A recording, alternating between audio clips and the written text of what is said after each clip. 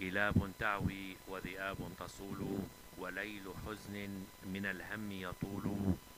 جياد كبت ونصال صدأت، وبيارق النصر منهم تحول. الأعراب كما عهدناهم بالعصا جاءوا، وتفريقهم يرد على قرع الطبول. سألت ليلى إن كانت تعرفهم، أجابت: في السلم أسود وفي الحرب ذيول.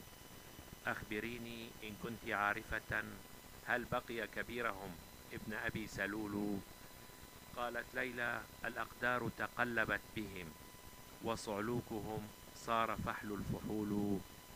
كسرى فارس استأسد عليهم، وقيصر الروم من فوقهم يبول.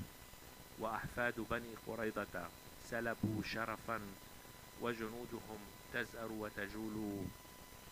وابن العلقمي صار بطلا، وصنعته عملا عظيما لا يزول.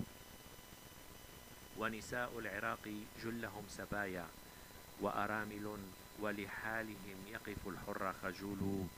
وفي لبنان فتنة ممحقة، ينظر لها الحيران مذهول. والأقصى أسير ومهدد بالردم، وموقفهم بين تردد وقبول.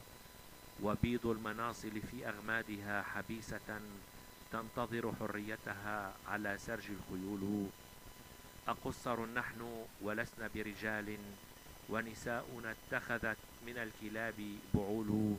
ليخرج علينا جيلا منكوبا من الزعماء، مراده إلى أدنى الحلول. وعلى أبواب العزة والكرامة كتب أنه محرم علينا الاقتراب والدخول. لن أخوض في السرد بأكثر من ذلك، فأنا منذ بدء المؤتمر مقتول.